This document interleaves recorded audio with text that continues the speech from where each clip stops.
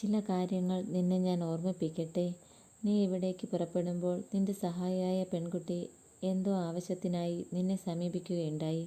എന്നാൽ സമയം വൈകിയതുകൊണ്ടും തിരക്കായിരുന്നതുകൊണ്ടും നീ നല്ല രീതിയിൽ അവളോട് മറുപടി പറഞ്ഞില്ല. നിന്റെ ഭാഗത്തു നിന്നുണ്ടായത് ഉപവിയുടെ അഭാവമായിരുന്നു.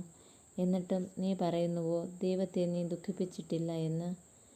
നീ ഇവിടേക്ക് വരും വഴിക്ക് ഇടവഴിയിലൂടെ ഒരു ബസ് നിന്നെ മുട്ടിയുരുമ്മി കടന്നുപോയി.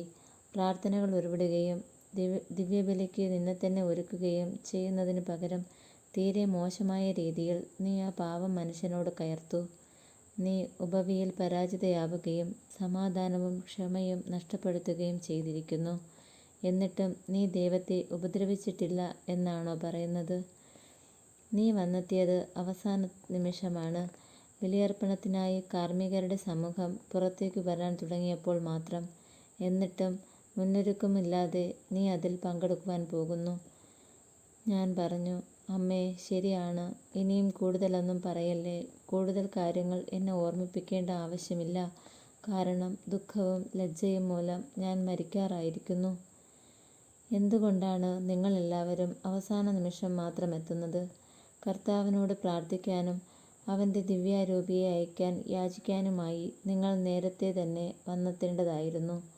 എങ്കിൽ അവൻ നിങ്ങൾക്ക് സമാധാനത്തിൻ്റെ അരൂപിയെ നൽകുകയും ലോകാരൂപിയിൽ നിന്നും ആകുലതയിൽ നിന്നും പ്രശ്നങ്ങളിൽ നിന്നും അനാവശ്യ ചിന്തകളിൽ നിന്നും നിങ്ങളെ കഴുകി വെടിപ്പാക്കി ഏറ്റവും വിശുദ്ധമായ ഈ നിമിഷത്തിൽ ജീവൻ പ്രാപിക്കാൻ നിങ്ങളെ പ്രാപ്തരാക്കുകയും ചെയ്യുമായിരുന്നു. പക്ഷെ നിങ്ങൾ വന്നെത്തുന്നത് വിരുന്ന് ആരംഭിക്കാൻ പോകുമ്പോൾ മാത്രം. എന്നിട്ട് ഇതൊരു സാധാരണ സംഭവമെന്ന മട്ടിൽ യാതൊരു ആത്മീയ ഒരുക്കവും കൂടാതെ നിങ്ങളിതിൽ പങ്കുകൊള്ളുന്നു. എന്തുകൊണ്ടാണിങ്ങനെ?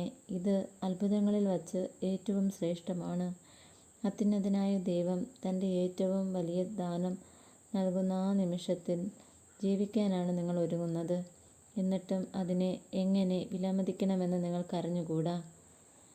ഇത് ആവശ്യത്തിനു മാത്രമായി ദൈവത്തോട് മാപ്പിരക്കാൻ വേണ്ടതിലേറെ എൻ്റെ പക്കലുണ്ടെന്ന് അറിഞ്ഞപ്പോൾ ഞാൻ അസ്വസ്ഥനായി. ആ ദിവസത്തെ പാപങ്ങൾക്ക് മാത്രമായിരുന്നില്ല ഞാൻ മാപ്പിരക്കേണ്ടിയിരുന്നത്. മറ്റ് പലരെയും പോലെ ഞാനും ദേവാലയത്തിൽ പ്രവേശിക്കാൻ വൈദികൻ്റെ പ്രസംഗം അവസാനിക്കുന്നതുവരെ കാത്തുനിന്ന സകല അവസരങ്ങളെപ്പറ്റിയും മാപ്പിരക്കേണ്ടതായിരുന്നു.